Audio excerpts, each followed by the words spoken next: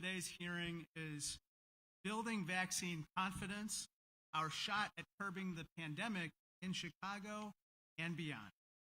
Without objection, the presiding member is authorized to declare a recess of the committee at any time. I now recognize myself for an opening statement. I would first of all like to thank Congressman Foster, my fellow subcommittee member, for joining me today, and all of today's witnesses for taking the time to testify about the critical issue of building vaccine confidence.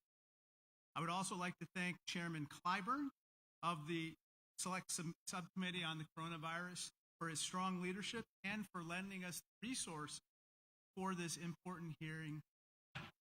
President Biden, Governor Pritzker, and Mayor Lightfoot have successfully vaccinated millions of Americans, over 222 million in total, including 8.3 million here in Illinois and 1.6 million in Chicago.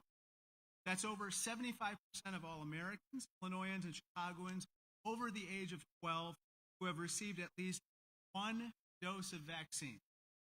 In just 5 months, the vaccine prevented 140,000 deaths across the country. We know that the vaccine is effective. We know that it is safe. And we also know that widespread vaccination is the way to end the pandemic.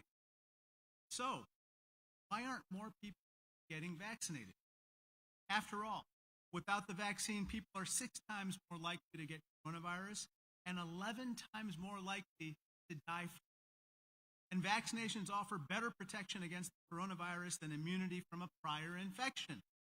Unvaccinated people who had recovered from a prior COVID infection are 5 times more likely to get COVID again than those who are vaccinated who had a prior infection. With the vaccine, families can confidently gather for the holidays. Kids can see their grandparents. Children can spend more time in school and less time quarantining. The federal government has provided millions of dollars in aid to end this scourge.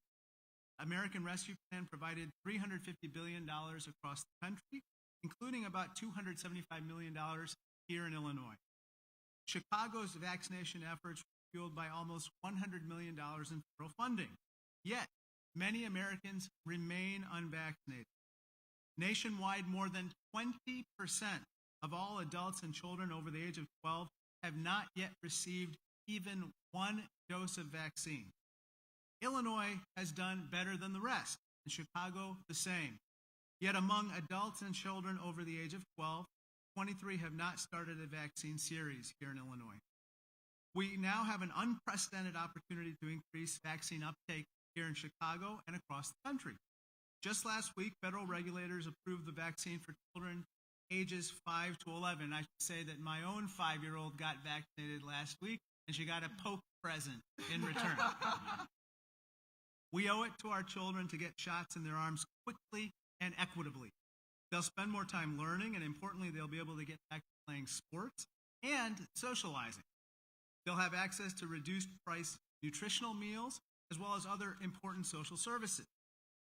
President Biden, Governor Pritzker, and Mayor Lightfoot are all working hard to get shots to our kids.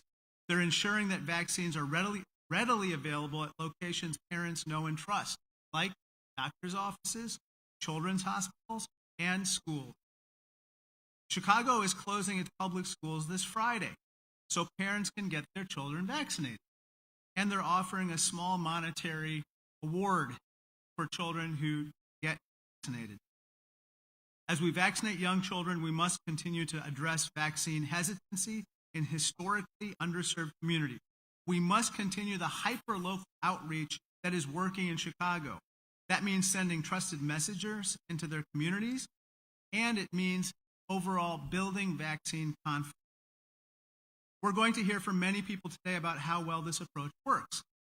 We're going to hear from Mayor Lightfoot, who spearheaded the Protect Chicago 77 program, a community engagement program working to ensure 77% of Chicagoans 12 and older across all 77 Chicago communities have started their vaccinations by year's end. Chicago is getting close. It's at 75% and climbing. To help to get to 77%, every Chicagoan can talk to friends and loved ones about the vaccine. Businesses can require vaccinations for their staff and patrons. And we don't want to just hear from government leaders. We'll be hearing from people who are out in their communities doing the hard work of on-the-ground outreach. Ms. Martha Martinez, the supervisor at an outreach program at a public library in Elgin, will tell you about how she and her team talk to community members every day.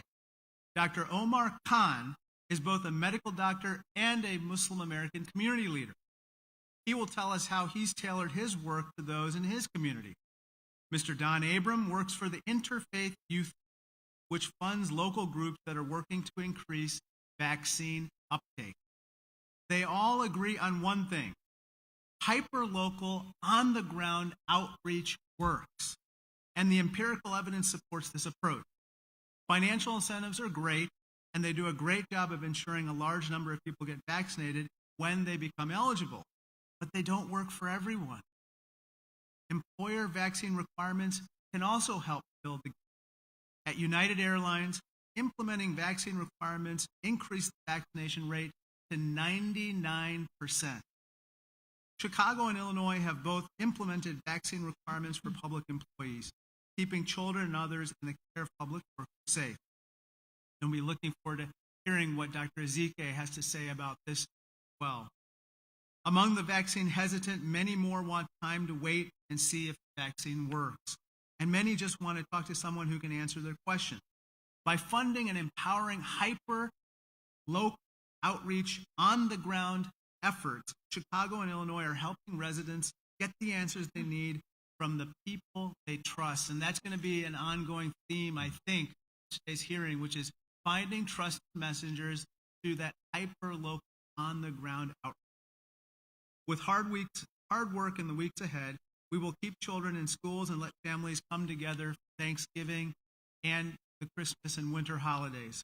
I look forward to hearing from our witnesses how to meet those goals by building vaccine confidence in Chicago. And now I would like to recognize Congressman Foster for his. Thank you to the committee and to my friend Congressman Krishnamoorthi for convening this hearing, and to